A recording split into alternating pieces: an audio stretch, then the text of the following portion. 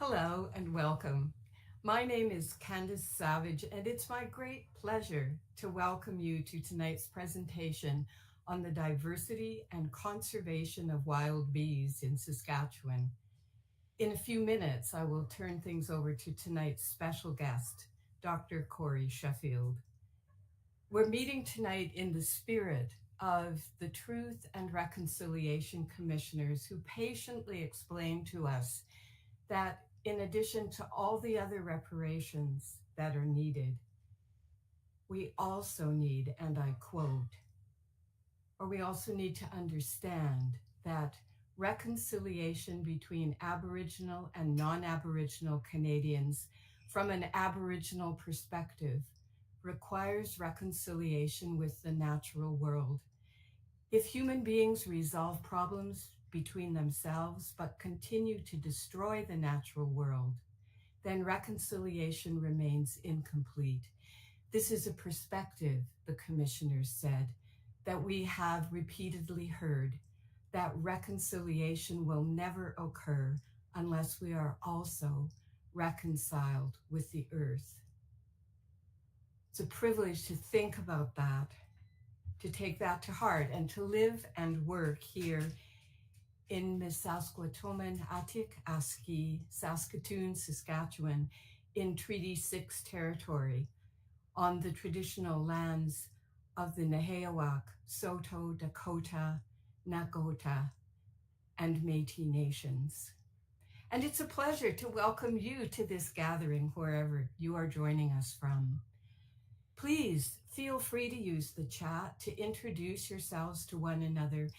And as you have questions or comments for Cory, you can put them in the chat at any time. There will be time for questions and comments after his presentation. And Amanda, who is working behind the scenes to make sure everything runs smoothly, will relay them to us so that Cory can respond to them. And now to tonight's main attraction. Cory Sheffield grew up in the farming landscape of Nova Scotia's Annapolis Valley. He obtained his undergraduate degree and later his MSc in biology at Acadia University in Nova Scotia, the latter on agricultural pests and fruit production. Cory then completed his PhD at the University of Guelph in Ontario while studying bee diversity and their contributions to apple pollination in Nova Scotia. After graduating in 2006, he began as a postdoctoral fellow, then a research associate at York University in the lab of Dr. Lawrence Packer. In 2012, he became the Curator of Invertebrate Zoology at the Royal Saskatchewan Museum in Regina, where he continues to study bee taxonomy, diversity, and pollination, in addition to curating the province's invertebrate collection. We're so happy, Cory, that we have a chance to learn from you tonight. It's all yours. Thank you.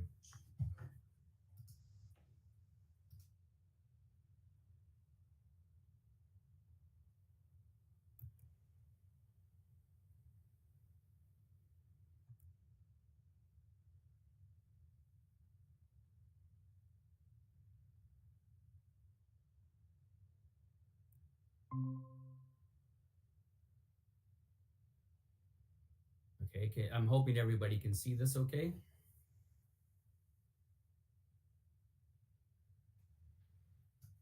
It looks good to me. Okay, good, thank you. Okay, thanks everybody, and thank you for the introduction, Candace. So I'm going to talk about wild bees. Particularly, I'm going to cover all of Canada, but the focus will ultimately be on what we have in this province and in the prairie provinces as well. So, and I thought the best way to do this, I mean, of course, I'll be talking about some science behind this, but I've tried to use as many pictures of bees from this province as possible. So, and I'm hoping this will achieve, the outcome of this would be for you all to start appreciating just how diverse the bee species are, not only in terms of the number of species, but also the diversity of shapes and sizes, color, also the biology of these species as well. So, an overview for tonight's talk. I want to just review what are bees in relation to other wasps that are out there. And after that, I will start to summarize what we know about bee diversity in Canada, and I'll cover the prairie provinces, including Saskatchewan as well. And from there, I'd like to talk about bee conservation in Canada, particularly what our current knowledge of this conservation status of our countries and our provinces bees are. And this is going to be based on work that I did with the federal government to assess the species in that was published in 2015 and 2020. And then from there, I want to talk about the life history or the ecology of the different bee species and how that contributes to the conservation status of our bees. And then I'll have some concluding remarks, which will include some comments on what we can do to help conserve our pollinators as well.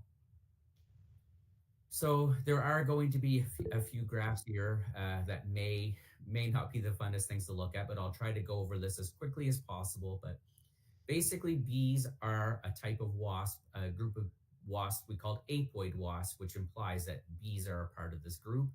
And it includes well, of course, bees, but also some of the wasps that you may mistake for bees when you see them on flowers in particular. But their biologies, although being very similar, there are some certain differences that separate bees from them, which we'll be covering in today's lecture. So this is a classic. This figure here shows the classic relationship between bees and the other apoid wasps, and it's been long believed that bees were sister taxa to the carbonid wasp, or the Carbonidae, as you see here. So this apoid wasps, another name for these are digger wasps, and most species of digger wasps nest in the ground, and this is also true for bees, which is sort of one of these uniting characters. And the adults feed at flowers. This is often where you can find them, and if you're like me, and you're out there collecting bees, you also will collect a lot of these bees or photograph these wasps as well.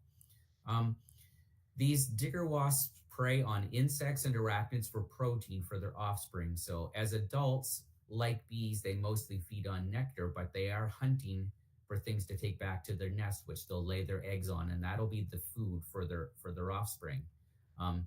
And one of the things that you find across the digger wasps is there are many types of food or prey specialization. And this is a key point because, as we're going to find out soon enough, bees actually represent one type of food specialization that you find in the apoidea or apoid wasps. So this is the most complex graph, and we only need to focus on the next slide in a minute. But basically, there was some work done a few years ago. They published a comprehensive phylogenomic analysis. So basically an analysis of how these groups of apoid wasps and bees were related to one another. And one of the major results from this was that group that was sister family to the bees, the Carbonidae, was split into 8 families. So it went from 1 family to 8 families. And one of the results of this analysis is that they sort of pinpointed more closely as to what the sister group to the bees, or the group that's most closely related to or share a common ancestor with the bees. And that's a very small group of wasps called Amoplanidae, which this is what they look like. And you can see that this is a very, very small wasp. And this group of wasps are kind of unique in that they hunt thrips. And any of you that garden or like looking at flowers or photographing flowers, you'll often find these tiny elongate insects called thrips on them. Well, these wasps specialize on thrips, and the thrips are normally on flowers, feeding on the plant tissues and on the pollen and stuff. And it's not much of a jump to think that these wasps, in addition to taking thrips back to their nest to feed their offspring, were probably also bringing pollen either directly on their bodies or pollen in the bodies of the thrips, which the thrips had consumed earlier. So the idea is that the ancestral wasp taxon likely made the transition from a predatory lifestyle of hunting thrips to one of pollen collecting for larval food. So in other words, a group of these apoid or digger wasps became vegetarian. So they started collecting pollen as their main larval food source and no longer were hunting for animals. The flowering plants were the key to this relationship. So you didn't really see in the fossil record. It's not really until you had the flowering plants established that you really started to see the this relationship between bees, wasps, and flowers really diversify. And it's once the bees had come along, it's when you really started to see the expansion of diversity of both the flowering plants and the bee pollinators. So this occurred in the Cretaceous around 112 million years ago. So there probably are some bee groups that will eventually find that are older than that, but basically it coincided, or the origin of bees coincided with or came soon after the emergence of the flowering plants. So this is a graph which sort of shows the relationships of bees. So along the top up here, you can actually see the bee families as we now recognize them. But the key point I wanted to show you here is that during this Cretaceous is when you really see the origin of bees, which is right around here. And as I said, that's around 112 million years ago, just shortly after when you started to see the flowering plants emerge. So I'm going to get back to some of the bees in the pictures now. So when we think of bees and our knowledge of bees, so when someone asks you to tell them what you know about bees, this often comes from the honeybees, which are an introduced species here in North America. But so most of our general knowledge about bees comes from honeybees because they're not only are they one of the most, or they are the most studied bee species, but they're also one of the most studied animals on Earth. So next to humans, honeybees may be up there in terms of how many published scientific studies have been conducted on them. We also know them, and it's also some of these things when we think of bees is that they make honey. They live in a colony, so we're all familiar with what a honeybee colony looks like, or a managed colony at least. They're pollinators, and we've domesticated them. So we manage them in wooden hives, and this is one of the keys for allowing us to manage them for pollination, but also historically for honey and their wax as well, which we used to use much more than we do now.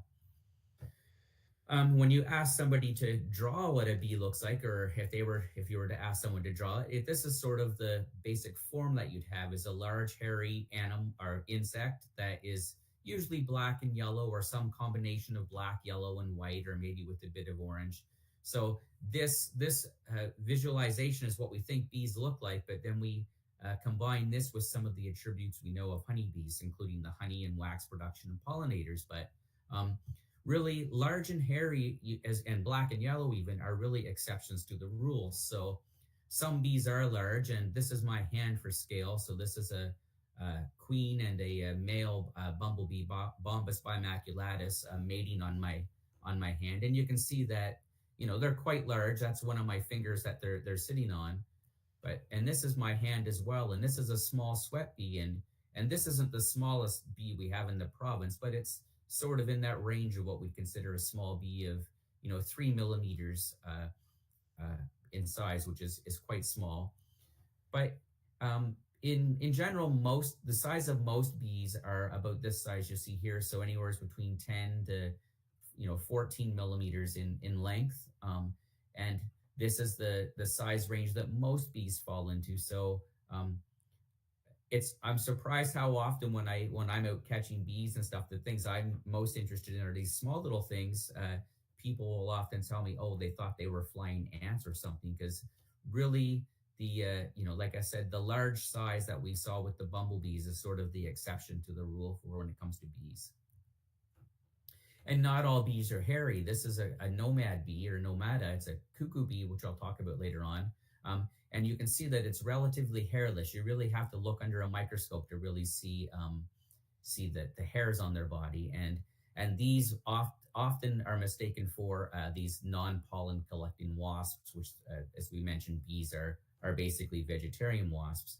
So these non-hairy bees will include some parasitic forms like you see here, but there's also some non-parasitic bees, which are relatively hairless compared to things like bumblebees. We also should introduce the terms social and solitary. So most bee species are solitary. So when I was talking about honeybees, I talked about bees living in a colony. But again, sociality or these colonial species are more the exception to the rule. And as I said, most bees are solitary, which means that each female will mate and she'll lay her own eggs and provisions her own nest. So every female of that species in the population is building her nest. She's laying eggs. She's collecting food for them. So this is what we mean by a solitary bee. When we talk about social bees, you usually will have at some point a dominant female or the queen that is going to take over all the egg laying duties. And you'll then have non egg laying females, which we call workers, that are going to be doing the other duties of the nest, such as going out and visiting flowers to bring provisions back to the nest, and also doing things like nest defense and nest upkeep and stuff like that. In North America, well, we actually don't have any species that are social all year long, like the honeybees. As I mentioned, honeybees are non-native, so our most highly social native species are things like bumblebees and some of the sweat bees, which still spend a part of their life cycle as a solitary bee. So with bumblebees, it's mated queens only that survive the winter. The rest of the colony will die off, but they do eventually build up colonies, and that overwintered female will become the queen. We also have another group of bees, which are called cuckoo bees. And you can see here on this leaf, this is a cuckoo bee that's watching one of those nests that you can buy at like Lee Valley or one of these places. She's basically looking for activity of bees back there so she can sneak in and lay her eggs. And that's what, like a cuckoo bird, these are bees which don't actually collect pollen to provide for their own offspring. Instead, they just sneak into the nest of their host bee and lay their eggs in there. So it's a very interesting strategy that this evolved, and I guess it's not surprising when you consider how it's evolved in other groups of animals as well. But these are some of the coolest looking bees out there, if you ask me. So just to show you that, I've got some pictures. This is this actual, not only the same species here, but this is the same individual as she was landing on the nest. So she was very cooperative for photography that day. And this is another Coleoxys female. And this is the nomad bees. And you can see here, this one's actually flying over the nest entrance of an andrenid bee, or another solitary bee. This is another nomada. And there's also cuckoo bumblebees. So this is actually a species at risk, Bombus sucklei. So this is a cuckoo bumblebee in that it sneaks into the nests of its host bumblebee and will eventually either dominate or kill the queen that's in there, and then the workers that are in that colony will actually then start taking care of her offspring. So she'll start laying eggs. So yeah, it's a quite a common strategy, and quite a few bees are actually cuckoo bees. I'm now going to talk a little bit about bee diversity in terms of species that we have both at the national level and in the province. But I wanted to start off just by showing you a figure of the global bee diversity. So I just checked before coming on, and on Discover Life right now, there's over almost 21,000 bees. So we're just about 240 species shy of 21,000 valid named bee species right now. And what this graph or this map of the Earth shows is different regions, or actually different political areas, so different countries, and the darker the color, the more bee species there are there. So one anomaly that you can see automatically is Alaska isn't one of the hotspots for bee diversity, but because it's part of the U.S., it is much darker than it would be. It would, if I were to divide Canada, and I'll show you that in a few moments, it actually, the further north you go, of course, the fewer species there are. But you can see from this figure here, Canada sort of falls into that 768 to just over 1,100 species, which is sort of a kind of an odd parsing of numbers here. But anyway, so we have, as I'll show you, close to 1,000 species in Canada. And where we keep track of this, or where I keep track of it, and this is a site that's active, but it's called beesofcanada.com, and it's a website that I run through the Royal Saskatchewan Museum. I keep track of what bees are in the country and where they occur. Eventually, I'll have a whole bunch of other features on the website, but As of today, we have 1,006 species listed on the website. So in reality, it's close to 1,000 species because some of the species recorded haven't been verified. Um, and as I said, this is where you can find update information on bee diversity in Canada. And just to give you a little indication of how much work has gone into sort of compiling the list that we have, this is a graph, and on the left axis that you can see here, there's it's numbered up to 1,100, which is the number of species recorded in Canada, and then on the other side is the cumulative number of species.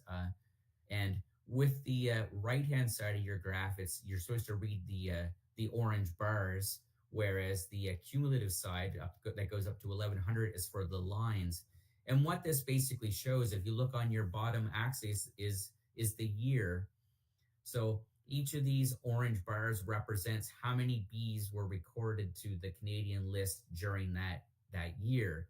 And just to give you an example, it's in 1924, I believe, is when you see that really strong, really high orange bar. And in that year, over 100 species were added to the Canadian list, thanks to this publication, the Entomological Record, which was published in I think the Entomological Society of Ontario's journal at the time. And basically in those times, they used to keep track of all the new records. So I've sort of mined all the data from different literature over the years and included species that I've found as well. And as you can see here, right now we're sitting, when this was made, it was just on the verge of hitting 1,000 species. And you can see there's really, in the last, since 2009, 2010 is really when we started to add a lot more species in a few years. And that was some key studies that were done, not only taxonomic revisions, but also biodiversity assessments in different parts of Canada. So when you look at this another way, based on Canadian ecozones, again, this is a graph of Canada, and the darker or more intense colors represent the highest species diversity. So from this figure, you can see that the three real areas of diversity in Canada for bees are the Western Interior Basin, which is sort of the Okanagan area of British Columbia, the prairies, and also the mixed wood plains of Southern Ontario and Quebec. When you look at this in another way, so the number of bee species recorded per 1,000 square kilometers, you can see that small area, the Western Interior Basin of British Columbia, which is the smallest ecozone, has the greatest diversity per unit area, but it's also just a real hotspot. There's probably between 500 and 600, or more than half of Canada's bee species occur in that one small ecoregion. And you can see that the Atlantic Maritimes, because it's small and also well studied, the mixed wood plains and the prairies are the other three areas that are high for species diversity. If you then break this down by province and territory, you can see that BC is approaching 500 species. And as I mentioned, it's probably closer to 600. There's many groups of bees that occur there that we are still working on their taxonomy. And the numbers 2 and 3 there for BC are basically recent studies that have been done in both of those provinces. So we did a checklist of the bees of British Columbia back in 2019, and recently I was involved with the group from Manitoba, led by Jason Gibbs, on the bees of Manitoba. And you can see that because of that study, Manitoba is now the third most diverse province in Canada. And I can let you know right now that Saskatchewan is slowly climbing that list as well. We've added quite a few records since this Diversity of Canada was originally published in 2017. So areas with unique bee fauna, this is another way of looking at this data. And here again, you can see it's these three areas, the Western Interior Basin, prairies, and mixed wood plains. And the dark color in this case represents the proportion of bee species from those areas that are not found anywhere else in Canada. So you can see from this figure, it's close to probably 21 to 25% of the species we have in the prairie provinces. You don't find them in any other part of Canada. They're sort of prairie or grassland endemics. And that's the same for the Western Interior Basin and also the mixed wood plains. So just saying that, I wanted to just give you a quick slideshow of some of the beautiful native bees that we do have in this province. So this is an Andrena male on my hascat flowers. This is a little mason bee called Harriotes carinata on milkweed. This is another type of mason bee called Hoplites producta. This is a male Andrena. This is a leafcutter bee, Megachile periherta, which is sort of a sunflower specialist. These are cactus bees, Didasia australis. So these bees, I'll be talking about pollen specialization in a little bit, but these bees, the females exclusively collect pollen from cactus flowers. This is another one of those mason bees I showed you earlier. This is another Andrena. This is another mason bee. And this is the male of that leafcutter bee I showed you earlier. And this is a little sweat bee. So why I wanted to show you these pictures is that the diversity of bees in Canada is not only, we can not only think of the number of species, but just how diverse the life history and also, as I mentioned, the shapes and sizes of these bees are. And that's sort of where the next part of this presentation is going to go into, is their life histories. But to get there, I wanted to talk a bit about the conservation status of bees in Canada, and that'll lead into the conservation status is often dictated by the biology of the species. So in this section, I want to talk about what our current Cory, knowledge. Yes. sorry, can I interrupt? Do you mind hiding that notification that says meet.com is? Oh, I'm sorry. I thought that was something I couldn't hear. There it is. Is that Thank better? you so much. Yeah. You're welcome. So what is our current knowledge of the status of Canada's bees? So most people do not even realize that we have assessed or have done conservation assessments for all of the bees in Canada. And this was published in 2015 and 2020. And we do this every 5 years. So although these assessments aren't perfect, they do give us an idea of the status of our species in Canada. And really, one of the overall messages from that is that there's a lot of our species we have very little knowledge about. So when you talk about bees, this is sort of one of the, as a bee biologist, this is sort of, I obviously didn't reuse this slide from someplace, but this is a honeybee. Honeybees, which you see here, are one of the most, as I mentioned, one of the most studied bees. But for the longest time, when we've talked about, or when you hear the media covering the status of bees, it's often the honeybees that are getting all the attention, when in fact the native bees are the ones that are, from our especially from our perspective in North America, these are the ones that I feel we should be concerned about. And when you think about species at risk in Canada, we only concern ourselves with native species. So managed species or agricultural species like livestock and honeybees are not part of that group of bee species or species that are going to be assessed. So we'll never do a COSEWIC or an assessment on honeybees in Canada because they're a non-native species. But it's these native bees that we're talking about tonight. And as I mentioned, they're very, very diverse in terms of shapes, sizes, biology, and also things like their floral preferences. And also, I talked about cuckoo bees. So a whole range of life histories that make them just really spectacular organisms to study. So when we did the assessment a few times, and I've done this with a colleague in British Columbia, we used the NatureServe conservation status ranks. And all you need to know from this slide is that when we combine all the information we have on these species, the lower the number that's ultimately signed at the national or subnational, which is the province or territories, the lower the number, the more at risk these species are. And then you can see down here, we have a U category, which means the species is unrankable. And that's usually because we have very little data on it. Like, we know it occurs in Canada, but that's about it. We have a couple old museum specimens, but we don't have any idea of the population trends, or in some cases, we don't know anything about their biology. So as I said, we did this in 2015 initially, and one of the cool things about this work is that during that year, or during this report, almost 30,000 species of wildlife in Canada were assessed, and that represented 34 different taxonomic groups. So bees were one of those groups. And at this time, we included 800 species of bees. When we did a reassessment in 2020, over 50,000 species were included in 46 different taxonomic groups. This also included bees, and in this case, it was 900 species.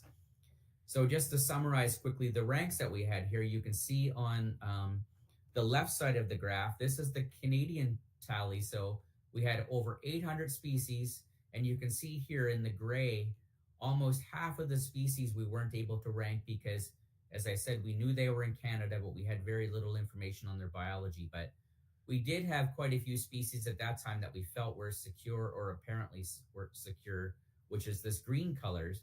But when you get into the yellow, orange, and red, that's when we're dealing with species that we're a little bit more concerned about. And you can see, of course, fewer species at the subnational level, but you can see that a similar trend does occur. East of Quebec, I think people are a little bit more conservative in how they overall took the data that we provided and basically said we don't have enough information, which I think is a very fair way to handle these assessments at this early stage. When we did 2020, you can see the approach was to basically use that conservative approach, and you have many more species that were unrankable because we didn't feel that we had good data. But you can also see in that 5-year span, we added close to 100 species overall to the assessment. I'll come back to this or talk about this in a little while, but basically I've taken the data just for Canada and I put it into a pie graph. And again, you can see in 2015, about a third of our species were unrankable, but we felt close to a third were also secure. And these were species that we mostly felt were common enough and widespread enough that they had that level of security. But when we redid this in 2020, we again used a more conservative approach and said, well, we know these species are here and they seem relatively abundant, but we really don't have good trend data for them over time, which supports that they were secure. So you can see here that the proportion of secure species has shrunk a little bit. And that's in part due to that conservative approach we've taken, but also we've added more bees. So you're basically dealing with more bees in total. So the proportion is going to get less overall. So as I said, we added about 100 more species between these assessments, and most of these ones that we added were species that we knew very little about. So some of them were new records for Canada or cases where we clarified the taxonomy of some of these species, or there was also a few species that were described new that occurred in Canada. And the other trend was that we had an increase in the proportion of these unrankable species, the ones we didn't have a lot of data for. We also, for the species that we knew quite a bit about, we changed our opinion of their status. So we didn't feel the data was quite as good as we at one time did. We're learning more and more all the time. So it's important to remember that this ranking is based on the best data and or knowledge that we have at the time of the assessment. And this is exactly why we redo these assessments every 5 years, is because with more surveys and increased knowledge of pollinators and bees in particular in Canada, we learn more about them, and we're hoping that eventually we will get this we will get this right, or at least the data will reflect the status of bees as best as it can. So what puts our bee species at risk? Well, there's a lot of things that you hear, and this would be things like pesticide use, loss of habitat due to agriculture, loss of floral resources, and that's also in part due to agriculture or development. But in these cases, the cause and effect is not always or even usually obvious. So we do know that pesticides impact bees, but we don't have specific data. So which pesticides applied when are affecting which species. So we use these as sort of blanket reasons or blanket causes of some of the declines or the status of bees. But we do know that, some bees seem to be affected more than others. We do know that there are some cases of bees that have become much more rare. But at the same time, we also have other species which are doing quite well or seem to be increasing So that's what I mean. We don't always know how these things are how bees are responding to these things, but for the most part, we're quite certain that these types of things are not generally good for bees. So this is a shot out of an airplane flying over this province, and you can see their habitat quality is not what it used to be in this province. So we do know that there's been a lot of negative effects in grasslands, and that's just not for bees. I think you can almost point to any taxa, and that would be obvious. When you look at land use history in Canada, so I'm just going to show these graphs quickly, but you can basically see here the red areas include the most heavily settled or agricultural areas in Canada, and this corresponds very closely to those hotspots of bee diversity I showed you earlier. So the mixed wood plains of Ontario and Quebec, the prairies, and down in here is the Okanagan area. But this is also, if you look at the same, the same country, the same pattern occurs. The hotspots for bees in the areas where agriculture and a settlement is most intensive is also where you find the greatest proportion of species at risk. So bees are susceptible to this just as much as any other organism that shares these areas. So if you go back to what I was talking about, the natural history of bees, well, what are some of the non, like say agricultural things that put species at risk? So we do know, like almost every other organism, natural predators are having a toll on them, but probably not significant. We do know from the literature and the news that pathogens are also having an impact on certain pollinators. So when we did this assessment, we included life history traits that we felt may have had an influence on the conservation status of bees. So bees differ greatly with respect to what they require. So some bees require different plants. Their nesting habitat differs among groups of bees. So we wanted to include what are those specific needs of bees and how does that affect their conservation status. So what do bees require? So food plants, as I mentioned earlier, bees are vegetarian wasps that are completely dependent on plants. And this is an example of coevolution, as I talked about. The diversity of bees and flowering plants is sort of co-evolving. So bees and other wasps and other animals, in fact, are regular flower visitors. And this, with the relationship between bees and flowering plants, as I mentioned, is about 112 million years old. And these relationships have really been key to shaping the terrestrial ecosystems as we know them. So when you think about any terrestrial ecosystem that is that's dominated by plants or flowering plants, we do know that pollination and pollinators are helping to shape these ecosystems by maintaining the plant diversity. So biodiversity is created and maintained by these pollinator-pollination relationships. So bees, as I mentioned, are dependent on flowers for food. So they're vegetarian wasps. So the protein for the larvae comes from plants in the form of pollen. The adults and the larvae feed on nectar. But there's also some bees that have really specific floral oil collection, for instance, is one that I'll be talking about in a few moments. So this is a beautiful purple prairie clover up close. They show the pollen, or the anthers specifically.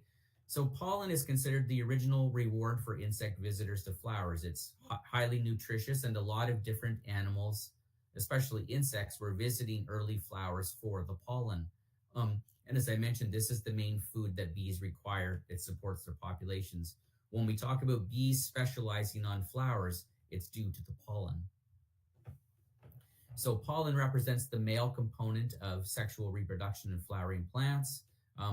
It functions in fertilization and seed production. So the term pollination refers to just the delivery of pollen from the anthers of the male part to the female part, the stigma, which I talk about here. So, as a person that has studied crop pollination, I often have to remind growers and other things that pollination is not the same as fertilization, seed production, or fruit development. So it's just the first step. So bees may do their job very well, but it doesn't necessarily mean that you're going to get like an orchard full of apples, for instance. There are other factors after pollination that are important, such as compatibility between cultivars of apples, nutrition, water, all kinds of things. So pollination is just this first step in fruit production that, and this is the step that bees are involved in. So most female bees have morphological and behavioral adaptations for pollen collection and transportation. Um, for instance, a lot of these bees have feathery or plumose hairs on their bodies, and when they're visiting flowers, pollen will stick to their bodies. Um, and then they also have, or many bees have specialized, or female bees have specialized structures on their bodies for the transport of pollen. So this is how they carry pollen back to their nests. So this bee here, and most bees, in fact, have these brushes of hairs on their legs called a scopa, which they use to carry pollen. But then things like bumblebees and honeybees have a specialized structure called a corbicula, which they carry these wet pollen balls, and these are the balls that you can flake off these insects. And the ones off honeybees are actually often sold in nutritional stores, and other places for our nutrition, but also for work with bees and stuff as well. So it's a type of scopa, but it's specialized for carrying wet versus the dry powdery pollen. Leafcutter bees or megachilid bees carry the pollen on, they have a specialized scopa on the underside of their abdomen that looks like a hairbrush with the hairs usually pointed backwards. So they stuff the pollen down in there, and then when they get back to the nest, they use their legs to flick it back out. And then you have some other bees that carry pollen inside their body. So they have a crop which they fill with pollen. So these are those groups of bees that I mentioned earlier that are quite hairless and look like wasps. And then the cuckoo bees I mentioned earlier, they don't have these specialized structures for carrying pollen because they don't. They steal the pollen from the nest, or they lay their eggs in the pollen collected by other bees. So they don't have a corbicula or a scopa on their body, but some of them can be quite hairy. And because they do visit flowers, they still can take part in pollination just because of the loose pollen that's on their body. So when it comes to pollen, though, not all pollens are equal for bees. You have some bees which specialize on certain types of plants for the pollen there. So when we have bees like bumblebees that'll visit almost anything that's flowering, we use the term polylecty. But we have other species of bees, such as the one shown here, Diphorium mora, which is a very common bee in the prairies. This bee is one that specializes only on the pollen from the flowers of bluebells or campanula. So there are many bees in Saskatchewan or in the prairies that have this level of oligolecty for certain types of plants. So when this is important because polylectic bees, which collect pollen from and thus pollinate a whole range of flowering plants, they have many options available to them within a landscape. So if one type of plant becomes locally extirpated or lost from that site, they can survive, or populations can survive because they can often switch to other types of plants. And there's many types of these pollen generalists or polylectic bees in Saskatchewan. And this is just a picture show of some of them.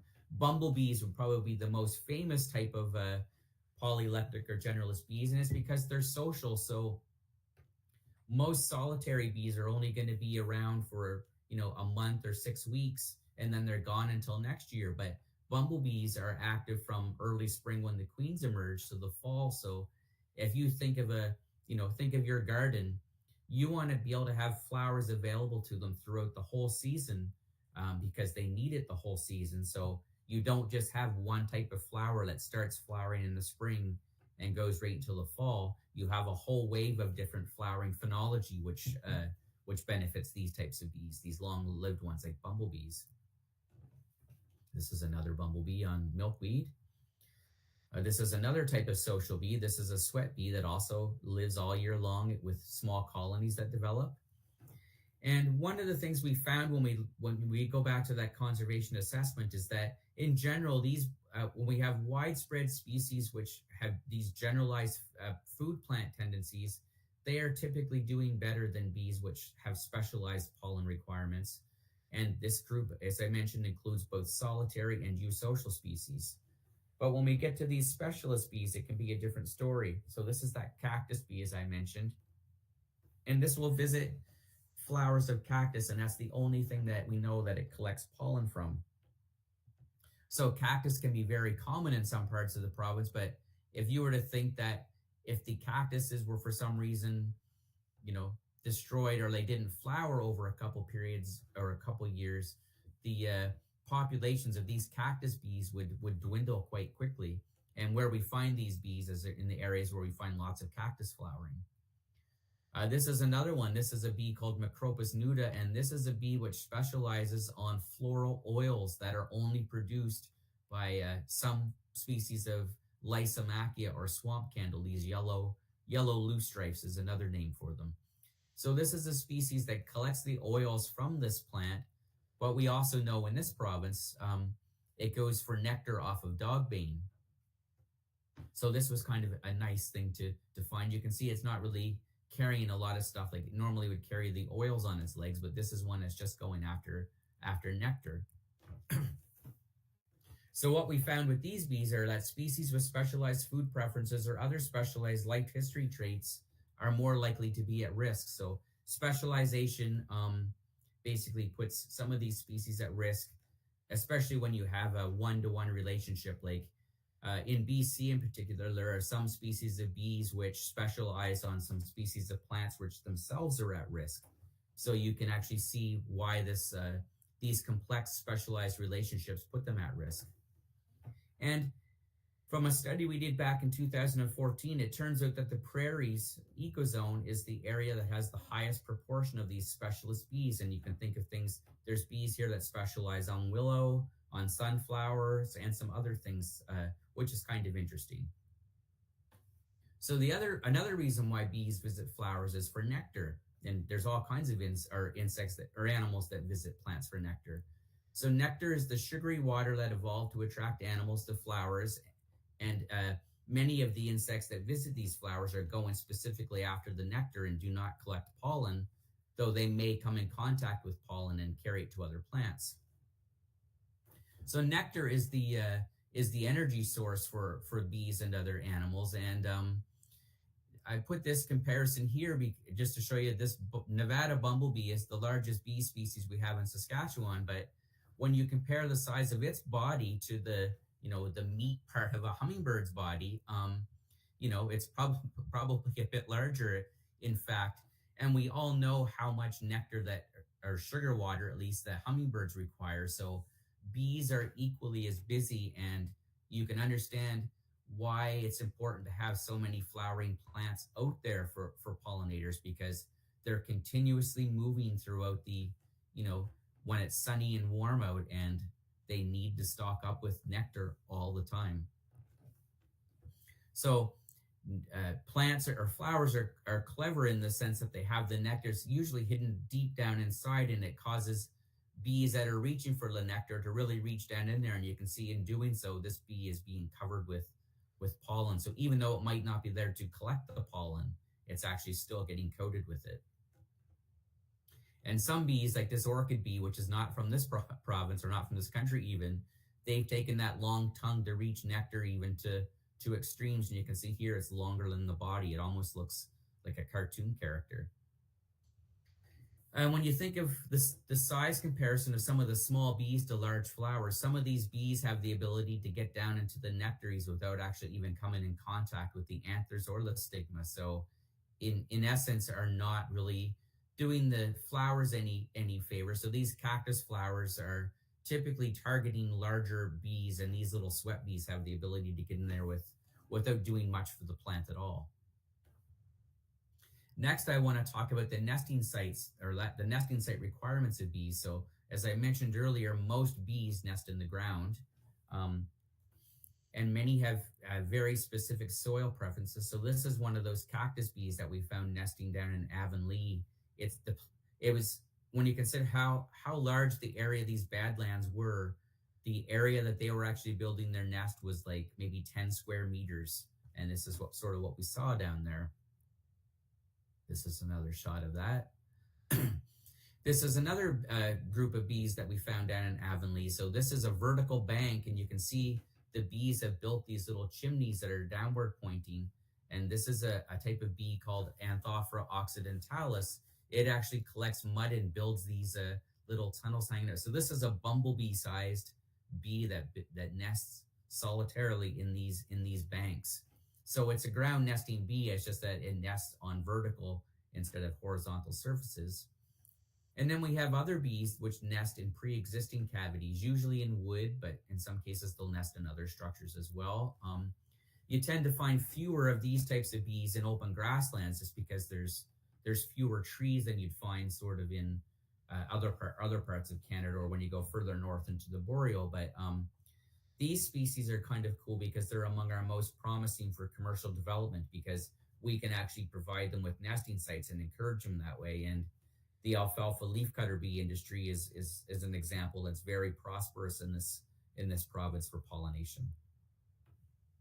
Any of you that garden will recognize these circular cuts out of their leaves. Well, this is part of the nesting biology of another group of bees, the leafcutter bees.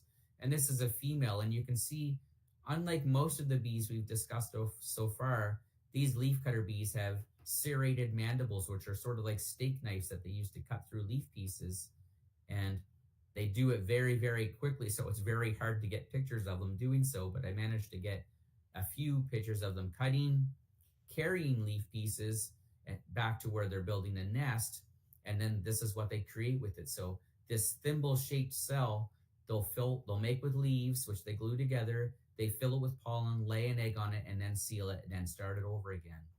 So this is another requirement of these bees, is that they have to find specific nesting materials to use.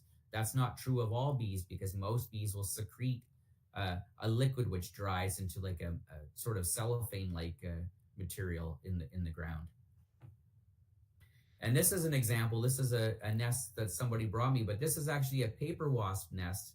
And these white cap cells are dead paper wasp, which you can see in there. But all these other with the brown leaf pieces, that's where leafcutter bees have actually built nest in the pre-existing cavities there. So there's probably one or two bees in each one of these cells. So this was probably a nest that was blown down and was just an open surface, and these bees started nesting in it.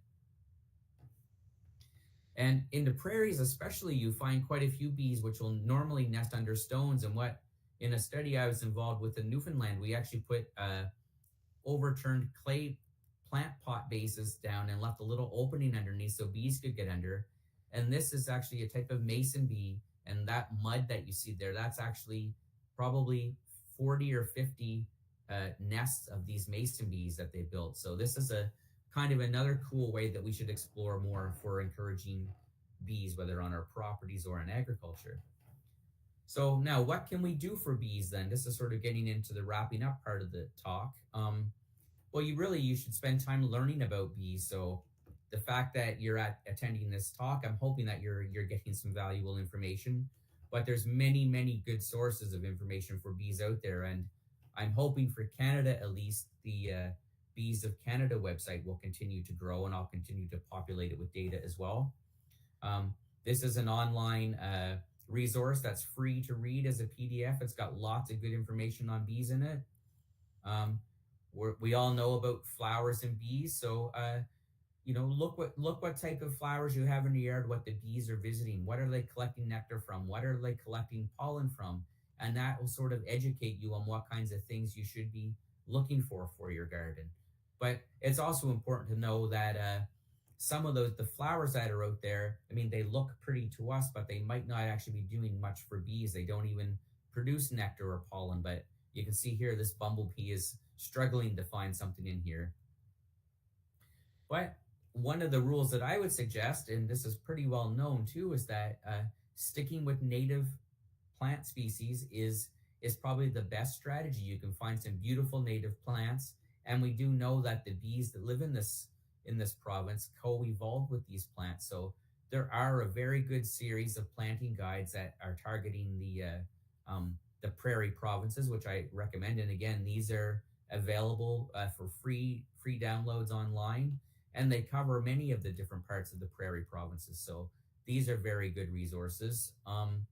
As I mentioned, in this province, we have the Royal Saskatchewan Museum, and we have our bee lab, and we host this website, but we also are doing research on the province's bees, but also we've done some work on pollination in the past as well.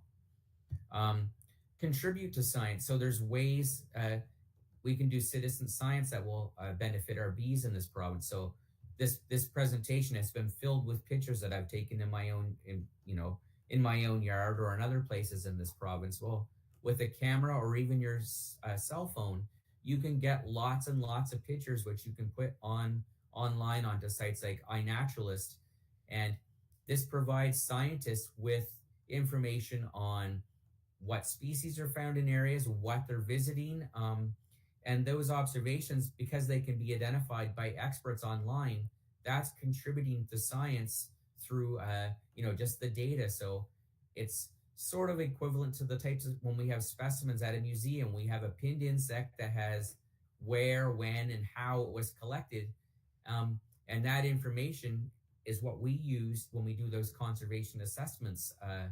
It's the data. Well, now using sites like iNaturalist, we can also get that same type of data if the pictures of high enough quality that we can identify what the species are. So this is another great way that we all can take part in conserving bees, to provide data to help not only understand which species are present and where they occur, but also for these conservation assessments, as I mentioned. So with that, I want to thank Ryan Oram, who's my co-worker at the museum, who's equally as enthusiastic about bees, and Jennifer Heron, who's in BC. She's the person that's helped me with. We've both done all these conservation assessments, and then Remy Hebert is the coordinator for all of those species assessments that are done in Canada. And of course, thank you, Candice, for the invite to do this presentation. So with that, I will end the slideshow, I hope, and we'll answer any questions. So we might be back. We do have some questions from our audience. I have about 100. Okay. But I will be polite and ask other people's questions first. Okay. Can some of these bees sting?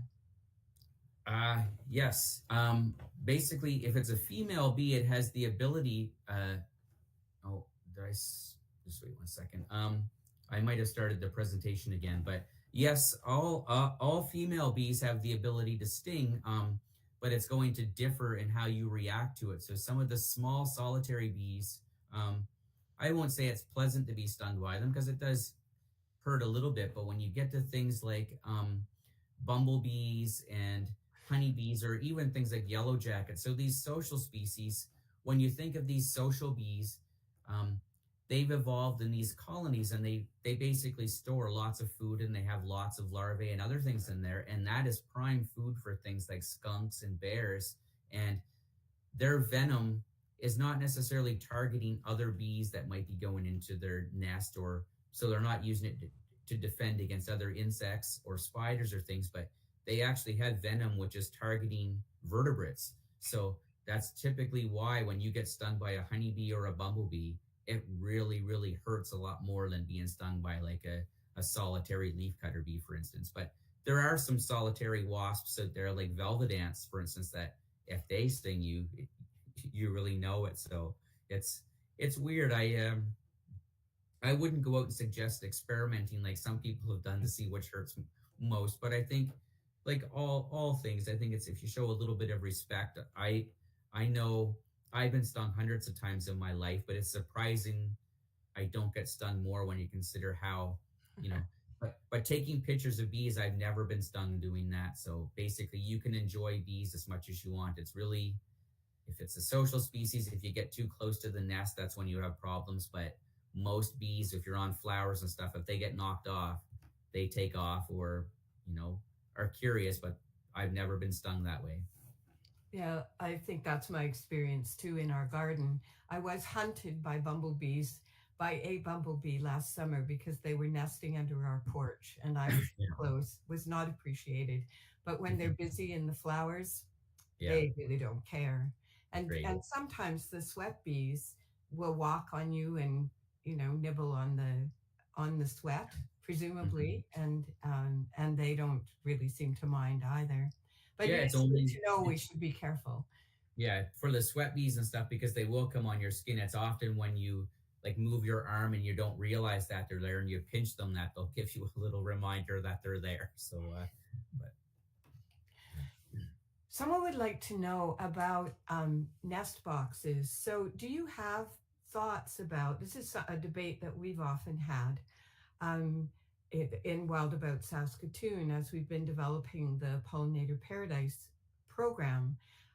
We have recommended against people Hmm. using artificial nest boxes and have recommended leaving bare soil, providing mulch piles, those kinds of things, because Hmm. we've been concerned that the artificial nest boxes might become kind of sinks, that they could get infected or have Hmm. parasites in them. But then you showed us the wasp nest that had been colonized by the leafcutter bees, which is exactly like a commercial Hmm. nest box. So what gives, Corey? What should we do? Well, I think it's a bit of yes and no with these things. Like when you consider in the wild, those types of cavities that you find in those artificial nesting boxes, of course, occur everywhere. Like wherever there's wood boring beetles or other things, or hollow plant stems, for instance, you're creating cavities. But I think the what you mentioned is exactly it. When you have take if you take the alfalfa leafcutter bee industry, for instance, they have tens of thousands, if not hundreds of thousands, of these cavities available for these bees, and they're mostly trying to get the alfalfa leafcutter bees to nest in these areas. But that when you do have populations which are so high, you do start finding some of those cuckoo bees that will start focusing in there. So to me, that is very interesting because they're bees as well, but you get a lot of parasitic wasps and other things, which again are cool. They're part of the natural ecology. But then you do have things like, it's the same thing that we face with, during pandemics and stuff like that. When we have dense populations, the ability, like once you have disease present or mold or something present in some of those nests, that's quite easy to spread. So one of the biggest issues in like leafcutter bee management or any type of wild bee management is basically controlling for those types of things. So often they have to sterilize those nests every year. So you can use those type of cavity nesting box, but I'd recommend having ones that you can pull out if they have like paper straws or reeds that you can replace them each year. And if you're industrial enough, you can actually inspect them for diseases and stuff like that. And maybe, if you're to spray things down with like 10% bleach and stuff each year, you can sort of reduce those things. But um, I'm not completely against them because I like looking at them because I learn a lot about the bee species we have in our property. And I like looking at, okay, this is a species of osmia, what's going after it for parasitism and stuff like that. And I find that interesting. So I think if you're to use smaller ones or make them yourself that are small and not like hundreds of cells, I think it can be quite good because you're actually able to contribute to sort of more natural ecologies of these things. But when you have them in high numbers, it can be a problem. Then they do also mention in some parts of Canada where they've used these because most of the species of introduced uh, solitary bees that have established in Canada, including the alfalfa leafcutter bee, are ones which will use these types of nesting things. So you can in some areas have a tendency to get more non-native species, especially if you have a garden that's filled with non-native flowers as well. So I Right. think you could probably use them more effectively if you have gardens that have native plants in them as well. So maybe leaving hollow stems, not cutting everything off in the Yeah. fall, letting things stand, trimming Hmm. them back, and waiting for the new plants to grow up. Yeah. Um, it's safer and involves less bleach. Yeah. Hmm. Um, Someone would like to know, can we find the information on the bee census publicly? Is it available somewhere? What do they mean by bee I, census? Like, I'm thinking they mean the population surveys that you have done. the Um, 2015 and 2020 oh, studies? those are the lists and the conservation assessments. Yes, those are available. If you just search wild species 2015 or 2020, you'll find the website because it's federal government. All that stuff once it's published is you can download the PDF booklet, but they also have Excel spreadsheets which actually will you can download the species lists and their ranking and everything right there. So yeah, that's all available. It's federal government, so it's publicly available. What is the relationship between honeybees and wild bees? Some of us think of honeybees as an invasive species and Mhm. we worry about the competition for food. Yeah. Well, I think that's a reasonable thing to be concerned about, especially when you consider when they're managed for pollination. Like, as you mentioned in the introduction, I'm from the Annapolis Valley, and I knew there were times of the year that, like when apple or blueberry was flowering in other parts, you would get it seemed like all the hives in the province were brought to these areas for pollination. And you just wonder, yes, they're visiting the crops, but, you know, it's very hard to measure, but honeybees are, you know, as much as they're non-native and are considered problematic in non-native areas, I find aspects of their biology so fascinating because they're so effective at exploiting food resources when they find them. Unlike any other bee species, they can find it quickly. So I think when they do find, say, it's a patch of goldenrod or something like that, once they find it, they can get lots of numbers there, and it's really hard to measure what impact that is having on on native species. But there's evidence in other parts of the world and some studies even in North America that suggests when their presence. I think it was one study. Jim Kane in the U.S. was involved with it, but um, basically said that when you have, I think it was a single colony of honeybees, you basically put in jeopardy the, you know, uh, you take away basically maybe 20 or Hmm. 30,000 solitary bees from that area just Wow. based on the Wow. amount of resources they're bringing back. So I think potentially they have the ability to do that. And I remember a few years ago I was invited up to Yellowknife because they were starting to develop honeybees for up there for more hobby level. I don't know if it's ever going to go uh, you know, uh, really commercial. Is mostly for honey production. But I get to think when you get up there, you don't have that many bees anyway. So it's Mhm. it's Mhm. there's a lot of cons with, cons to nature for pros to people, I guess. But Right. so I think if it's done responsibly, maybe it's a, but at the levels that, especially what you see in the U.S. and parts of Canada as well, the intensity and the number of colonies and the number of bees that are out there, I think locally you can have big impacts on native bees just by competition for those. They're competing for the same resources. Plus, you're relying on that domesticated species and you're not maintaining the national Mm. natural areas or trying to encourage Yeah. the indigenous vegetation. So Hmm. I'm old enough to remember when alfalfa could be grown here without domesticated leafcutter bees Yeah. because there were enough wild bees to do that. Yeah. Your mention of Yellowknife brings us to a question from Dorothy Bird. She'd like to know if there are any endangered bees of the muskeg and peat bog areas of the boreal forest in Saskatchewan.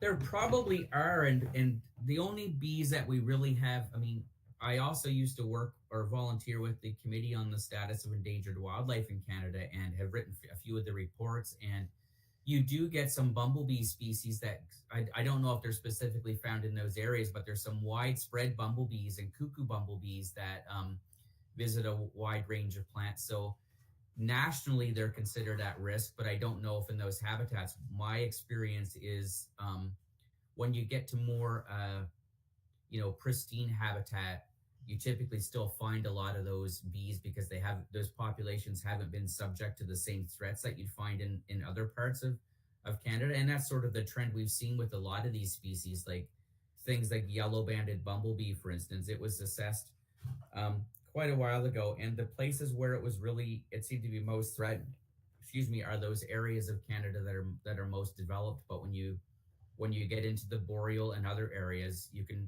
even in this province, I still find yellow banded bumblebee quite regularly. So I think, I mean, I wouldn't say there's any species that are found specifically in those habitats that are at risk, but you probably do have species that are widespread in Canada that are at risk that probably use those habitats as well. And I'd say it's probably more of an oasis for them than anything. I hope that answers the question. Luke, hello, Luke. Luke would like to know what's the most common nesting habitat or habit behavior of native bees? Do they use pre-existing holes or do they burrow to make their own holes? Most of the bees are actually burrowers, so they will excavate into the ground. And as I mentioned, those bees that nest in pre-existing cavities, that's a strategy that's less common in at least the prairies, not necessarily the prairie provinces, but in the prairies ecozone. And it's interesting because normally we think of things like leafcutter bees as being species which nest in the pre-existing cavities, but a lot of the leafcutter bees that we find in this province or in the prairies are actually ground nesters. So they do switch into being excavating still. So yeah, certainly bare ground or ground with bare patches is still the most common place for bees to nest. Though it's surprising when you know what to look for. You can, if you spend a lot of time looking at the ground, you can find bee nests. But it's surprising that they're not as more common as you'd think when you consider how many bees there are out there. But Yeah. sometimes you can find these aggregations of things like those cactus bees or those Anthophora occidentalis that I showed you. And when you find them, it's just like you want to stay there all day and look at them because they're spectacular. Yeah. And you find them the congregations in the weirdest places. I remember Yeah, seeing um, yeah, a sweat bee hmm colony in a park edge of a parking lot, and yeah. yeah, a little. Or in a plant pot, you'll find a few of them. It's amazing, but yeah. Uh, well, you said that we could be watching bees forever.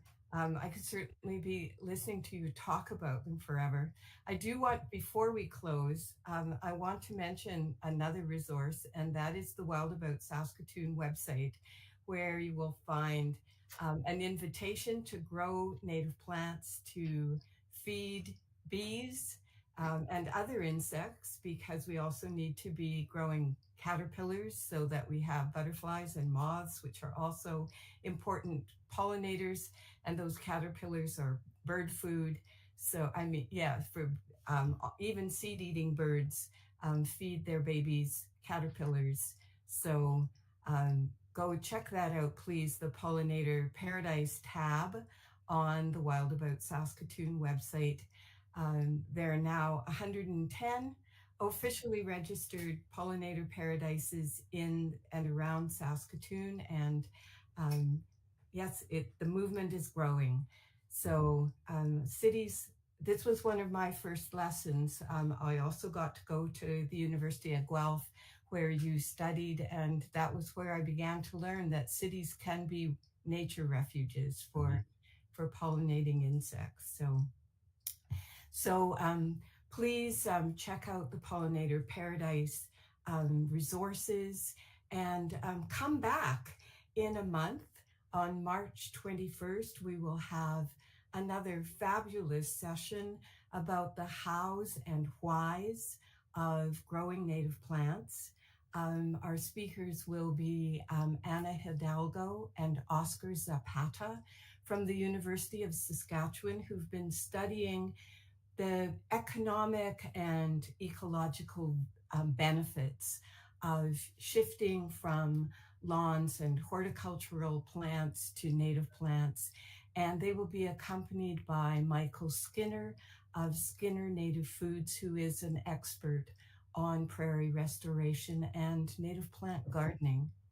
So we'll hope to see you all there again very on the 21st of March, which will also be spring, and Mhm. soon some of those bees will be waking up. and coming back into our lives. Thank you very much, Cory. It was all fascinating. You're Enjoyed welcome. every second. Good. You're welcome. Well, I think that's it for us.